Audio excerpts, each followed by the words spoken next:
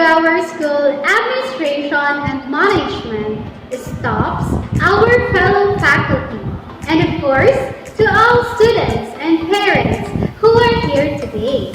I am Teacher Ella. And I am Teacher Laarni.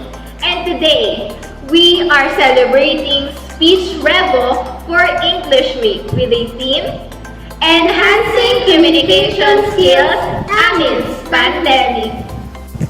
Trivia! Did you know English Language Month is a month-long celebration of the uniqueness of the English language and all the learners working hard to master it. In a world of 7.6 billion people, English has become a uniting force, bringing people from different backgrounds together through education, work, business, everyday communication, and pop culture. Before we officially start this program, let's all stand for the Philippine National Anthem, a prayer to be led by Shelly Rian Zoe Monzones, followed by Panunumpa sa Watawat ng Pilipinas by Marvin Makahiya. For Panatang Makabayan, we have Daniel Joyce Licup, and to be followed by Calabarzon Hymn and Grenvillian Hymn.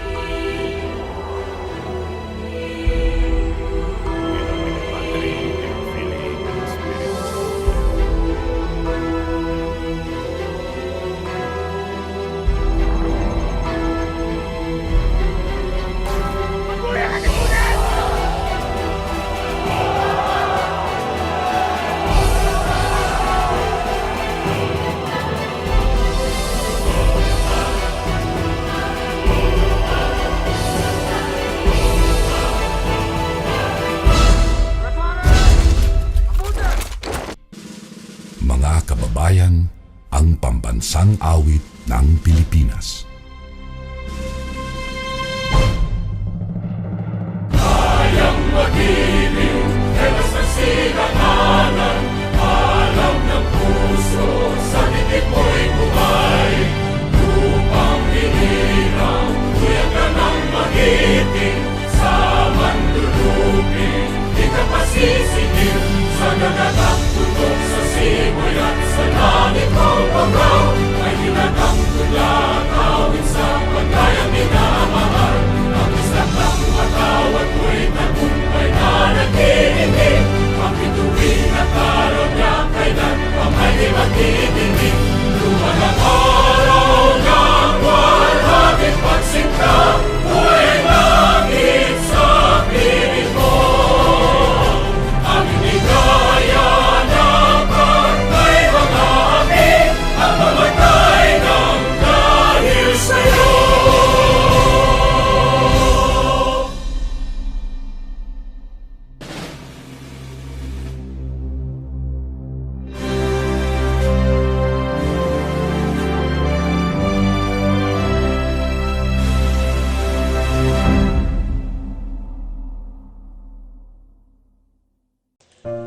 In the name of the Father, the Son, the Holy Spirit. Amen. Our Father, who art in heaven, hallowed be thy name. Thy kingdom come, thy will be done on earth as it is in heaven. Give us this day our daily bread, and forgive us our trespasses, as we forgive those who trespass against us. And lead us not into temptation, but deliver us from evil. O our Lord, we greatly adore you. We offer to you our thoughts, words, and actions today. Help us all in our work and studies. Keep safe our loving families, and grant us to the wisdom and understanding to do your will. Amen. In the name of the Father, the Son, the Holy Spirit. Amen. Itaas ang ating kanang kamay at sabay-sabay nating bigkasin ang panunumpa sa watawat ng Pilipinas. Ako'y Pilipino, buong katapatang nanunumpa sa watawat ng Pilipinas at sa bansang kanyang sinasagisag, na may dangal, katarungan at kalayaan na ipinakikilos ng sambayanang makadiyos, makatao, makakalikasan at makabansa. Itaas po natin ang ating kanang kamay at sabay-sabay natin bigkasin ang panatang makabayan. Panatang makabayan, iniibig ko ang Pilipinas, aking lupang sinilangan, tahanan ng aking lahi. Ako'y kanyang kinukupkop at tinutulungan upang maging malakas, masipag at marangal. Dahil mahal ko ang Pilipinas, diringgin ko ang payo ng aking mga magulang. Susundin ko ang tuntunin ng paaralan. Tutuparin ko ang tungkulin ng isang mamamayang makabayan. Naglilingkod, nag-aaral, nagdarasal na buong katapatan. Iaalay ko ang aking buhay, pangarap, pagsisikap sa bansang Pilipinas.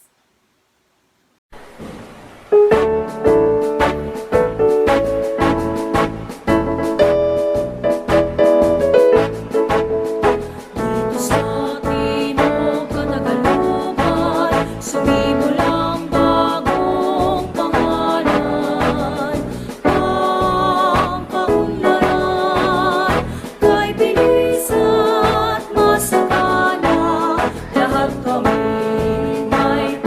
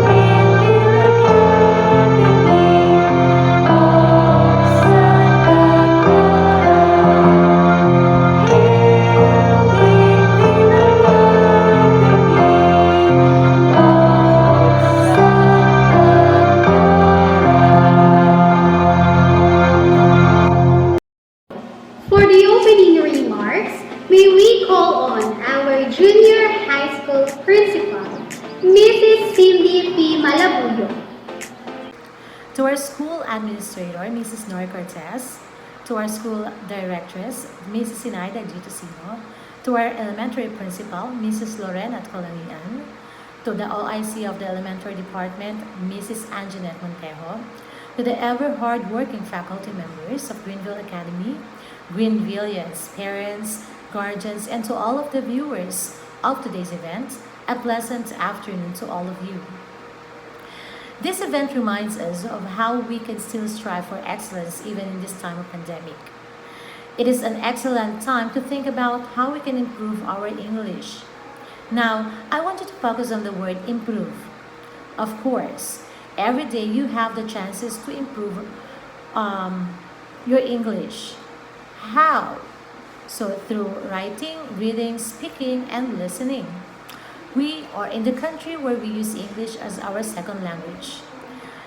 Some of the subjects we have in school are using English as a medium of instructions. Also, from the day-to-day living, from the device you use in school, the LMS, when you open your social media account, TV, you mostly see contents are in English. Now, you should take advantage of these chances to respond and practice English. When you hear people speaking English, you should use skills learned from school to try to understand what you hear. You may even be brave to try speaking English as well. This pandemic should not be a hindrance for you to continue learning. Let us enhance communication skills amidst pandemic. It is your responsibility as a student to make sure that you always improve your language skills. It should be a lifelong process. The opportunities are there, so make sure you take them. So to all of the participants of our activity, thank you and congratulations for accepting our challenge. Hail Greenville Academy of Santa Clara. Before we move forward to the competition, let me introduce our exceptional judges for the competitions from our notable school, Greenville Academy of Santa Clara. First of all, we have our virtuous and upright junior high school principal and OIC elementary department, Mrs. Cindy P. Malabuyo and Mrs. Anjanette Montero. Next, our reputable and admirable teachers. We have Teacher Danica Montesilio, Nursery and Kinder Advisor, Teacher Janine De La Vega, Grade 4 Advisor, Teacher Rowena Bilen, Grade 3 Advisor, Teacher Cornina Cos Guevara, Grade 7 St. Matthew Advisor, and Teacher Ariane Molina, Grade 11 Del Pinos Advisor. Let's now move on to the highlight of this program. Before we proceed to the finalists of our first competition, which is poem recitation, let me present to you the rubrics. Enthusiasm, 25%. Voice and movement, 30%. Facial expression, 20%. Costume and props, 15%. Audience impact, 10%, with a total of 100%. Now, here are the kindergarten finalists. Franco Ruiz Mabilangan, Amira Kadri Haverden,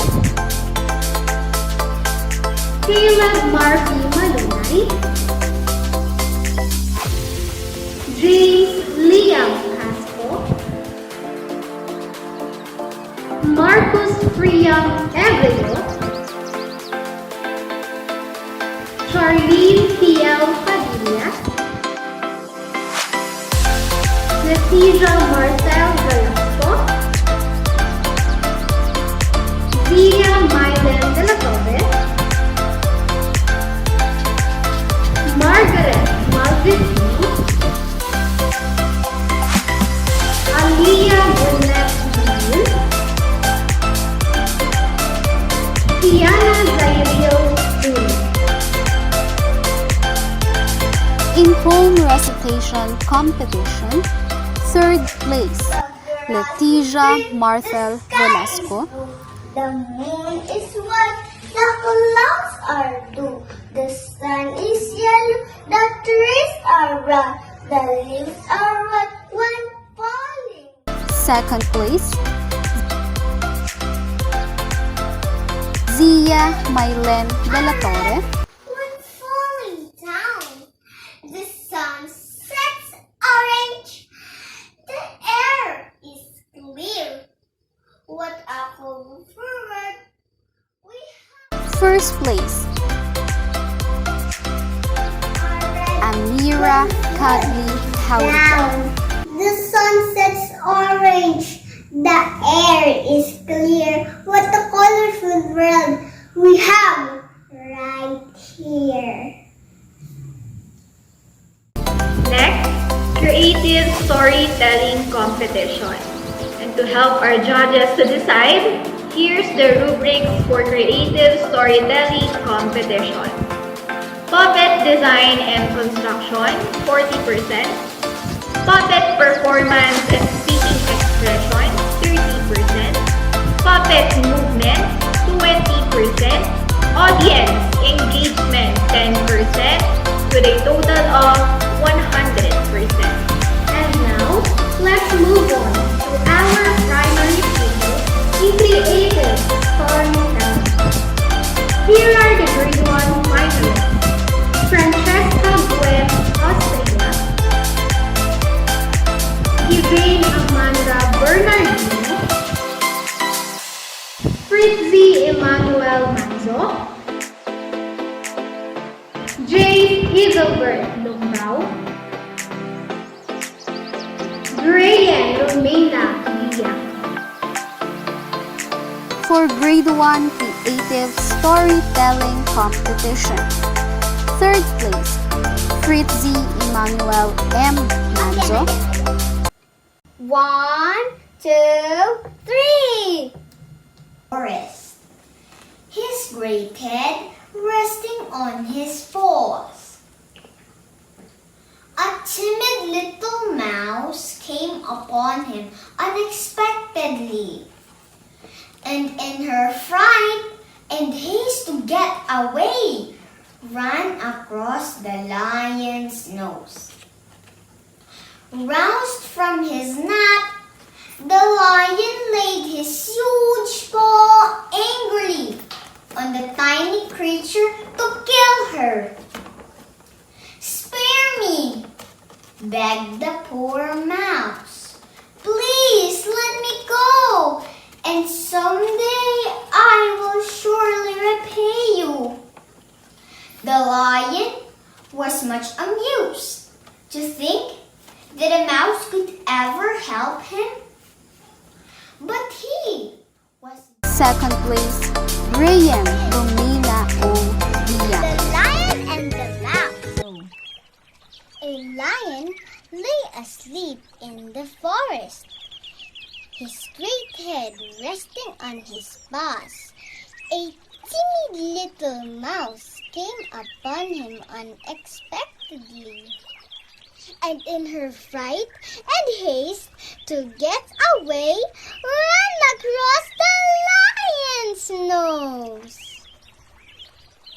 Roused from his nap, the lion laid his huge paw angrily at the tiny creature to kill her. "Spare me," begged the poor mouse. "Please let me go, and someday I will surely repay you." The lion was much amused to think that even a mouse could ever help him. But he was generous and finally let the mouse go. First place, Francesca Gwen, Austria. The Lion and the Mouse. Hope you enjoy the show. Roar!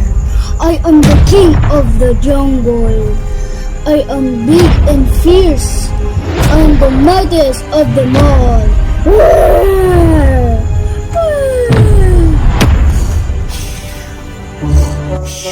La la la la la la la. Squeak squeak. Oh my goodness! Look at that great big ball and so fur. That would be fun to play on.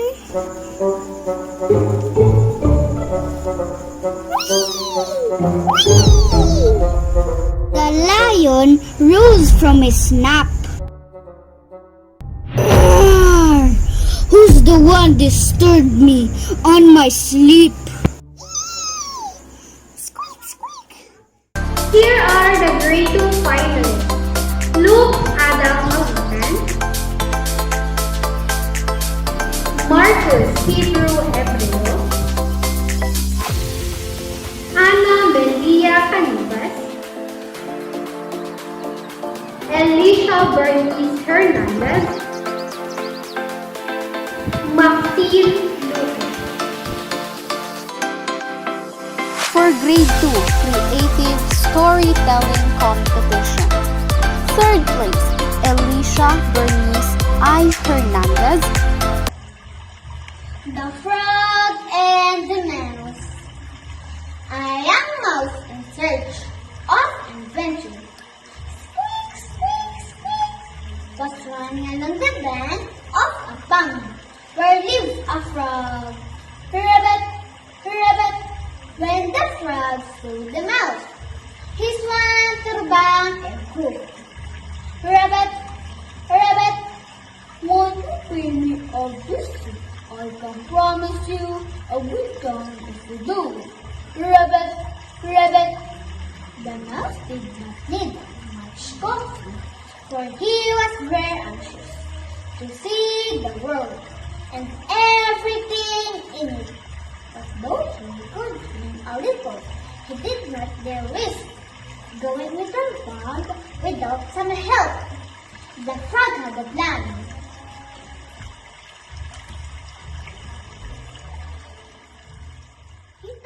Second place, Marcus Hebrew A. Ebreo.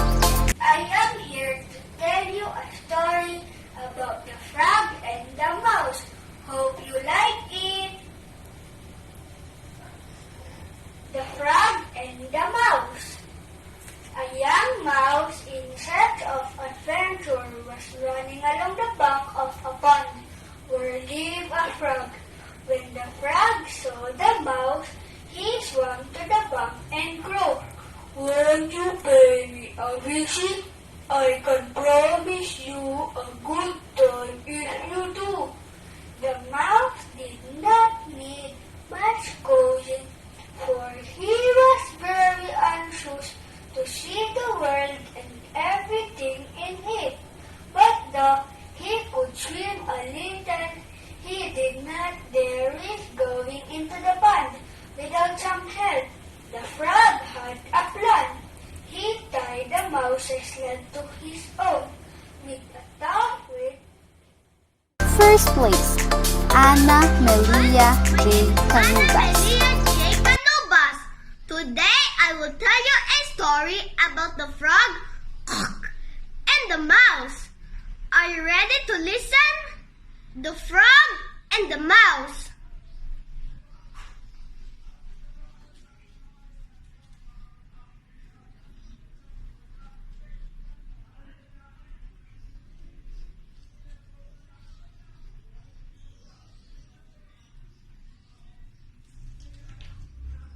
A young mouse, in a search of adventure, was running along the bank of a pond where lived a frog.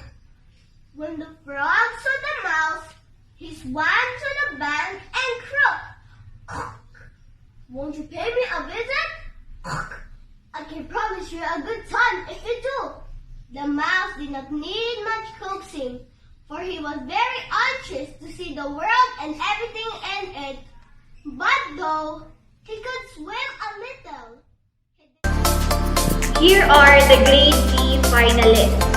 Caleb Arison Talatala, Jael Mitch Maligad, Kylie Sofia Sansebuche, Maria Cassandra Gabriel Nolasco. Liana Jewel Delagado. For Grade 3 Creative Storytelling Competition.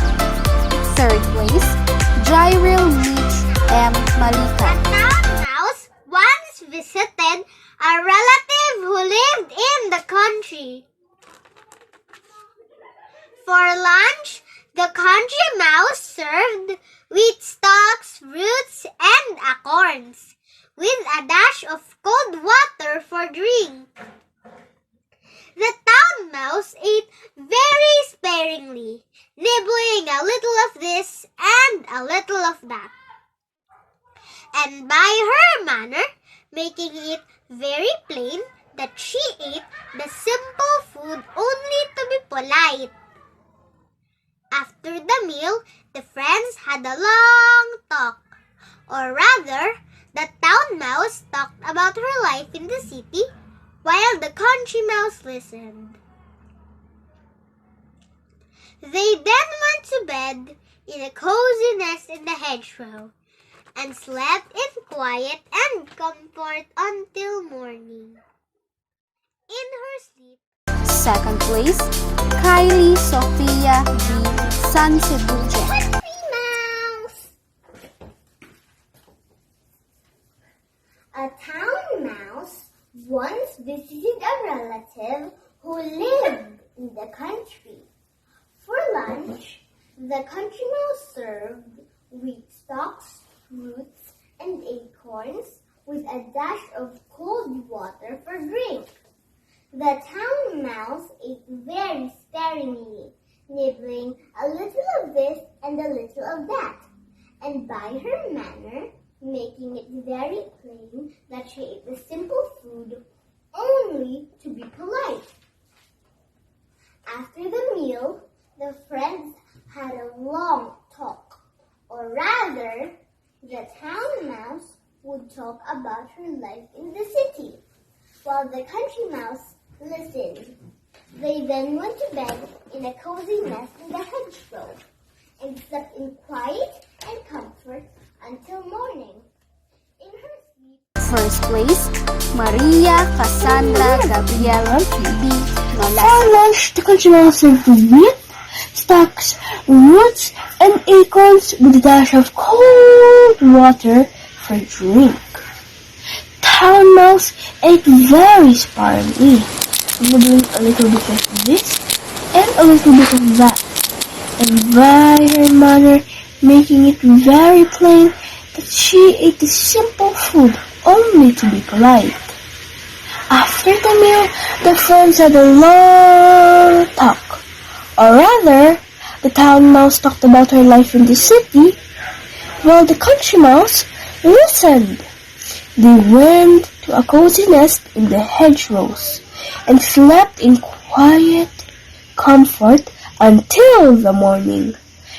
In her sleep, country mouse dreamed that she was a town mouse, with all those luxuries and delight that her friend described for her. So the next day, And now, let's have the finalists for readathon competition. But before that, here's the rubrics. Accuracy and fluency, 30%. Delivery and oral interpretation, 30%. Voice clarity and projection, 20%. Stage presence, 20%, with a total of 100%.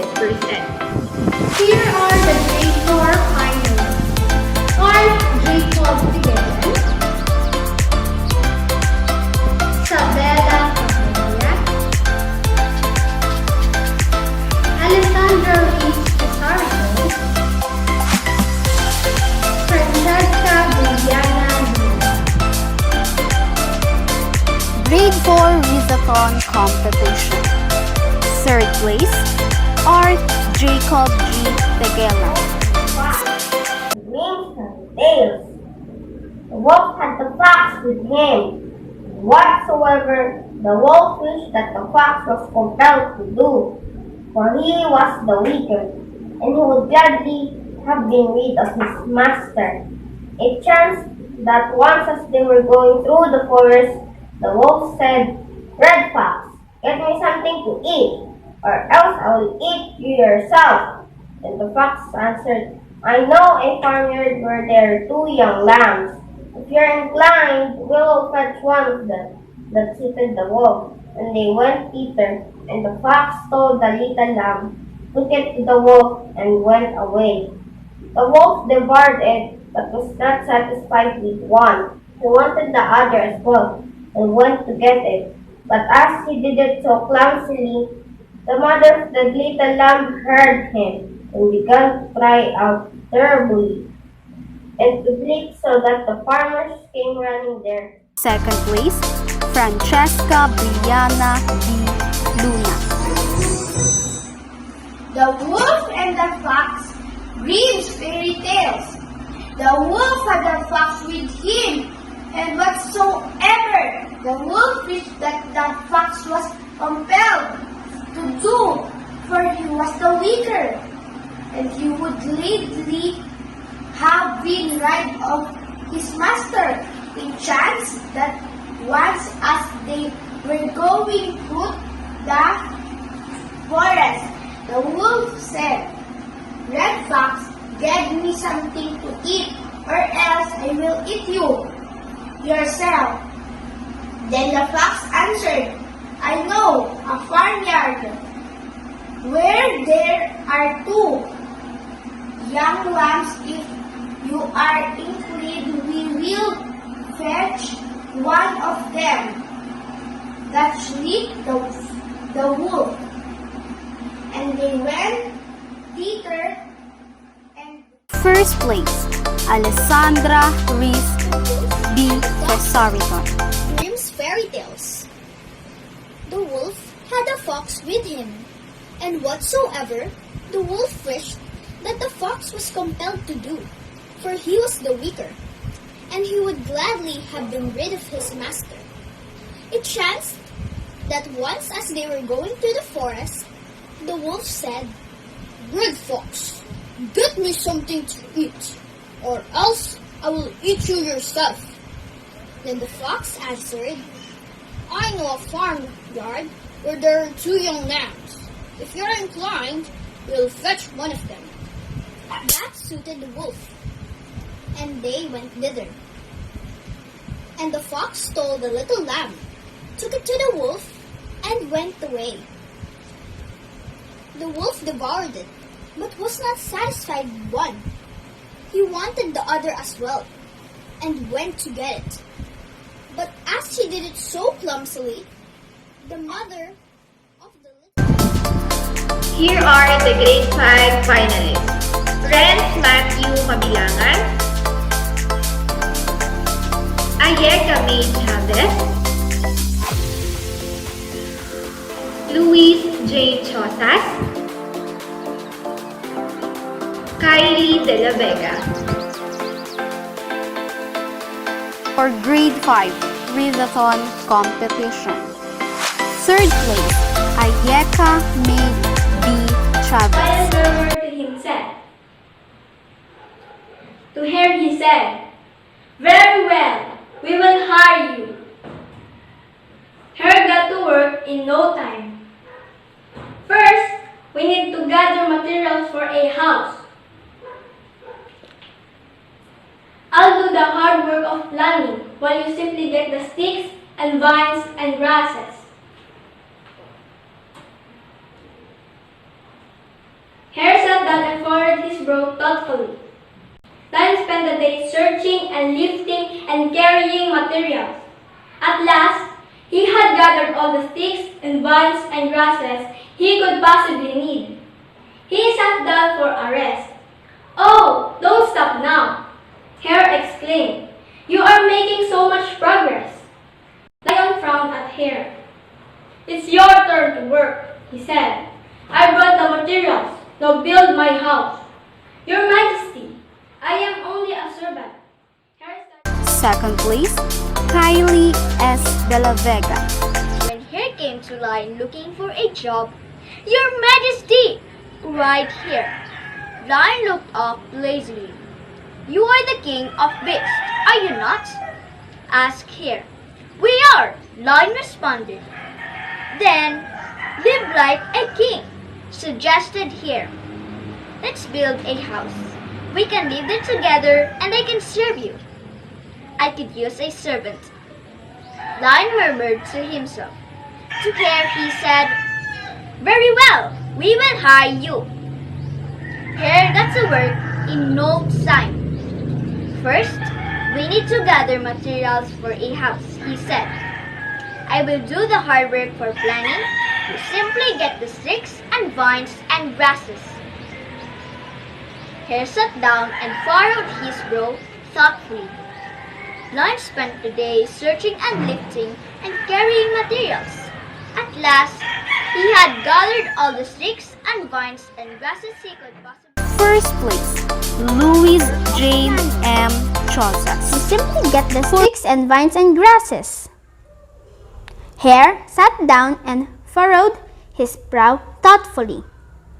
Lion spent the day searching and lifting and carrying materials. At last, he had gathered all the sticks and vines and grasses he could possibly need. He sat down for a rest. Oh, don't stop now! Hare exclaimed. You're making so much progress. Lion frowned at Hare. It's your turn to work, he said. I brought the materials. Now build my house. Your Majesty, I'm only a servant, Hare said respectfully. I am not worthy to touch the royal materials. You'd better build the house while I'll make you a perfect cooking. Here are the greatest finalists. Daniel Sebastian Sanseguche, Zacchaeus Yuan Salazar, Lizzie Claire Sidro, Tina Beatriz Dimano, Levi Caitlin Padilla. For grade 6 readathon competition. Third place, Levi Caitlin L. Padilla. Opened the oven door and almost fell over with surprise. The little gingerbread man jumped up from the tray and ran toward the kitchen door as fast as his leg would carry him. Come back! Shouted the little old woman, running after him. Come back! Shouted the little old man who was working in the garden. They both ran after the gingerbread man. But the bold gingerbread man called over his shoulder, Run, run, run as fast as you can. You can't catch me, I'm the gingerbread man. The gingerbread man ran down the garden path and out onto the road. As he ran, he passed a cow in a field. Stop! Second place, Daniel Sebastian and Sanseguche. My name is Daniel Sebastian Sansebuche. Today I'm going to read a story about the gingerbread man.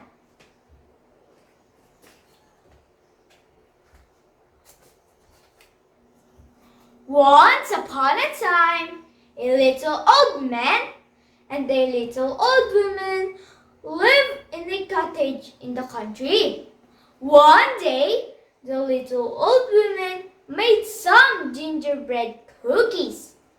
When she had rolled out the dough and cut out 2 trays of cookies, she still had some left over.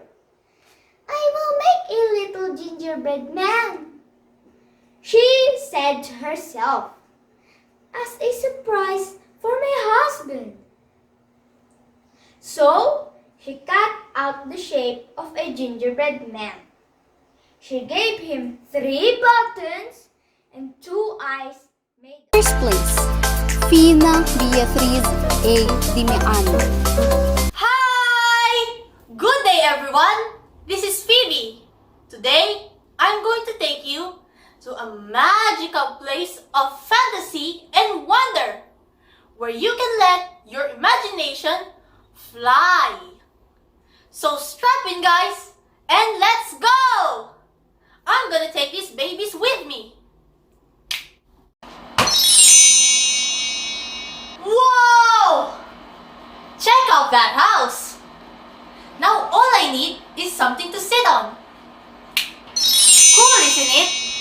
Now let me share with you a very special story. The Gingerbread Man. Once upon a time, a little old man and a little old woman lived in a cottage in the country. One day, the little old woman made some gingerbread cookies. Let's continue this program with the junior high school finalists from grade 7 and 8 for TikTok competition. Here's the guiding rubrics. Script, 30%. Artist information, 30%. Style and technique, 30%. Theme music, 10%, with a total of 100%. Here's our finalists. Jayron Lee Sanchez, Rian Justine Carlos, Faith Colleen Magkawas, Jeff Angelo Mendoza, Patricia Angelica Pulgado, Edric Jared Vanguardia, Elinor Gural, Flora May Arganda, Brent Rowan Nico, Christabel Peña, John Carlos De Castro, Venice Cassandra Makahiya, Marie Daniel Denise Chavez.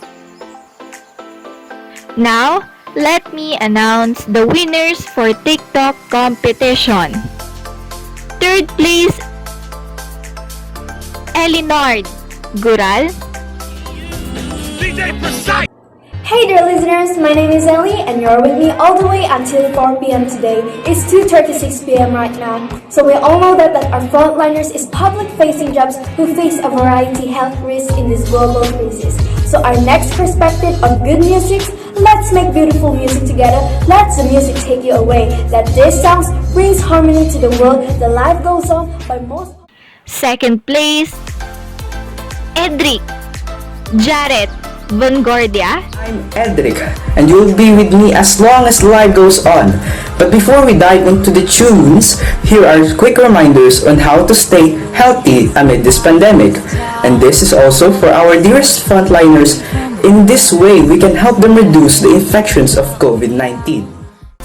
And at first place, we have Patricia Angelica Pulgado. Bringing you hits after hits, this is your DJ for today, DJ Pat, giving you the hottest music of all time. It's a sunny Monday afternoon and we're taking a trip down to memory lane, folks. Let's go back to the summer of 2017 when Blackpink dropped a smoking hot single titled As If It's Your Last.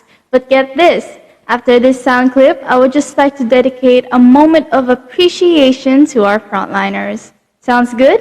And if so, get ready for this. Now airing live in Q105, this is As If It's Your Last by Blackpink. Q105.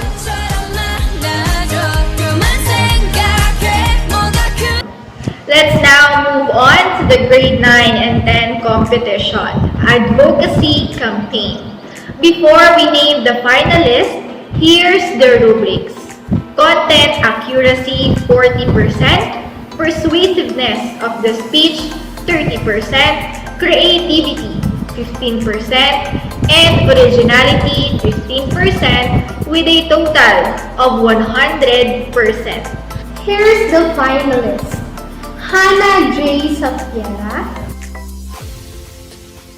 Mary Abby Karandang, Marvin Makahiya, Harija Claire Malis, Amanda Rowan Federico, Clarissa Corazon Valdez. For advocacy campaign winners. Third place, Krisha Claire Malinis. Who would have thought that a 2-week lockdown can reach into years? It is such a devastating event that we can't go out without even a single doubt for our safety. COVID-19 or coronavirus created such a big impact on students, employees, workers, and all human beings. People are very terrified of losing their lives and their loved ones. As we all have seen in movies, TV shows, and films, in every crisis there are always heroes.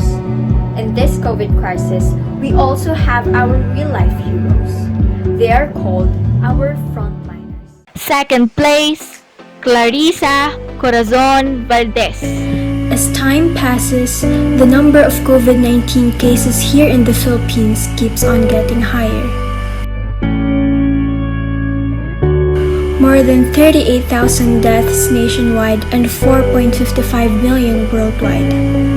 We don't have any idea when will this end, but rest assured, we still have someone by our side who helps us to get through this pandemic. Them, frontliners.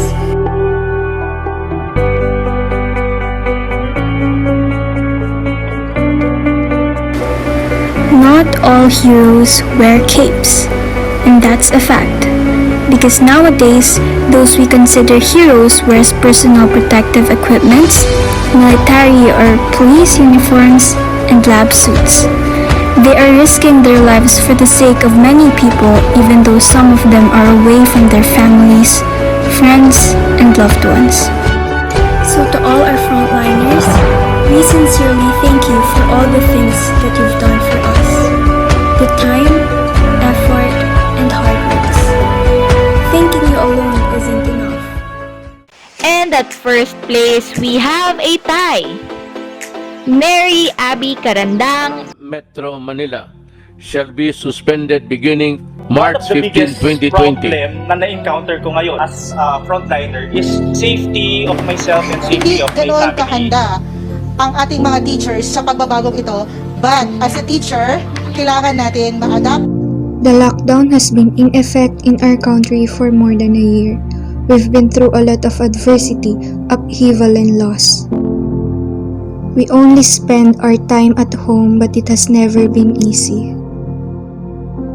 As I reflect, knowing that I am one of those Filipinos who have not yet been diagnosed positive for COVID since day one, I can't help but be grateful. Grateful to those who have our back and work tirelessly just to assure everyone's safety. As we sit and chill at our houses, scroll through our gadgets, and becoming bored, there are people who have not had enough sleep for full 24 hours, took a risk to be distant to their families and loved ones, but continue to serve in order to provide comfort and welfare. PTSD, grueling workload, stress, and homesickness are just some of those personal battles they fight Amanda alone. Roven Federico.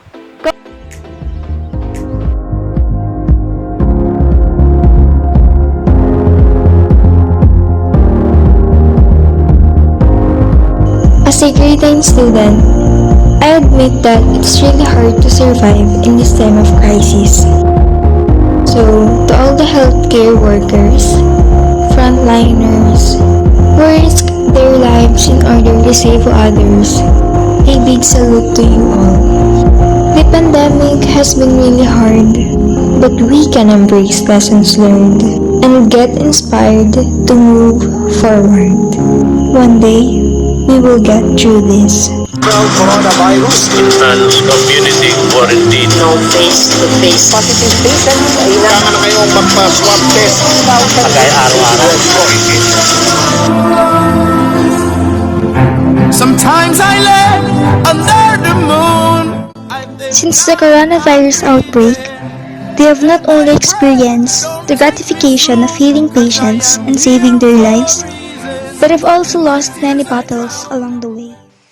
Now, we are down to the last competition of this program, broadcasting competition for our senior high school students.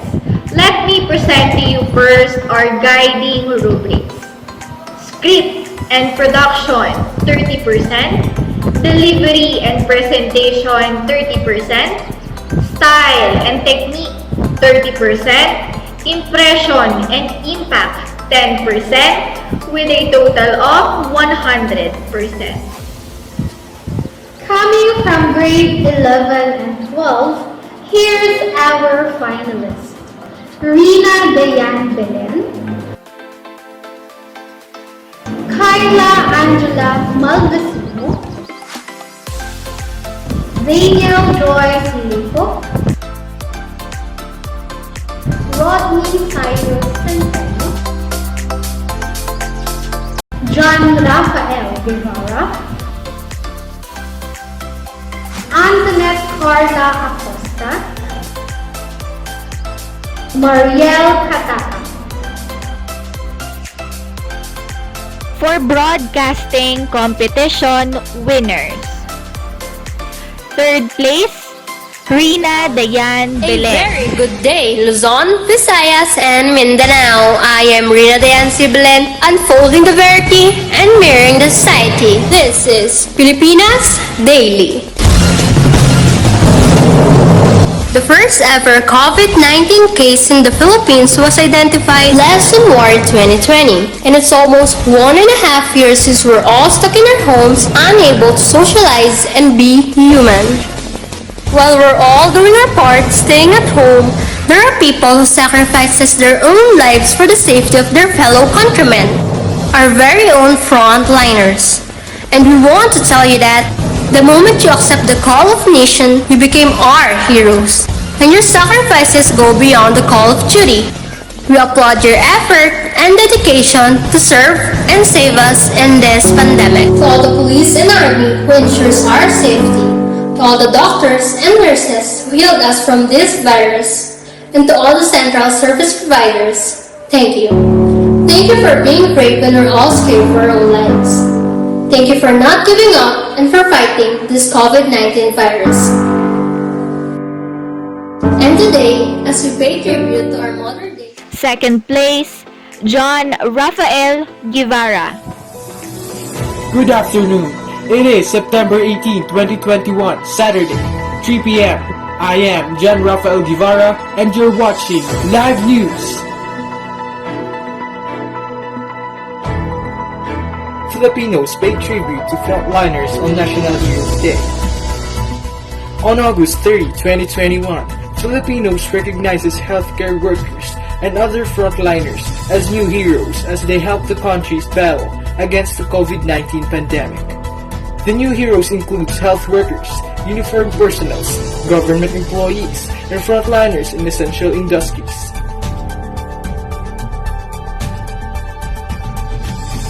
Many people, regardless of age, dedicated songs, poems, arts, and many more as appreciation to their sacrifices and efforts in making the world better and safe place again.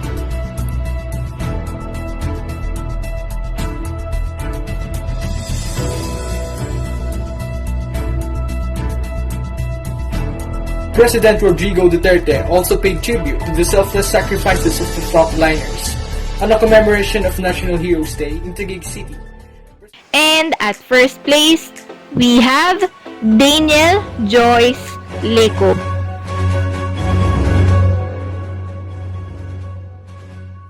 It's Friday, October 8, 2021, This is GPA News Express. Almost 2 years after COVID-19 breakout, our dear frontliners are still dedicated to protect and serve our countrymen. Health protocols for the 2022 election are being discussed with the Philippine National Police to secure not just the political candidates but also our nation. La Nina phenomenon is expected to come with 70% to 80% of probability in the last quarter of 2021 up to the first quarter of 2022. Today, Philippines, I am Joyce Lico. Modern Day Heroes, the name that is just for our dear frontliners. After almost 2 years fighting COVID-19, our modern day heroes are still trying to eliminate this scary threat. Now reporting, Daniel Lilico. Our modern day heroes are still doing their best to protect us from COVID-19 after almost 2 years of its breakout. Even though it's getting harder to handle because of the new variants, they are still thinking on how are they going to shield us from it. I think we have covered everything on the list and we'll wrap this up. Thank you for the superb performances from the different grade levels. Congratulations to all the participants and to all the winners of different competition. You did a very good job. Now, to formally close this program, let me call on Mrs. Anjanette Montejo for closing remarks. Good afternoon, Greenvillians. I would like to express my gratitude and appreciation to those students who participate and perform in our English Week despite of the pandemic we are facing right now. Your efforts are much appreciated. To our dear parents, thank you for your unending support. To the organizers of this event, I heartily thank you for putting efforts to organize this successful event. We are looking forward to see more students actively participating in English activity and enjoy learning English because it provides a good training ground for developing your communication skills. Once again, thank you and stay safe, Greenvillians.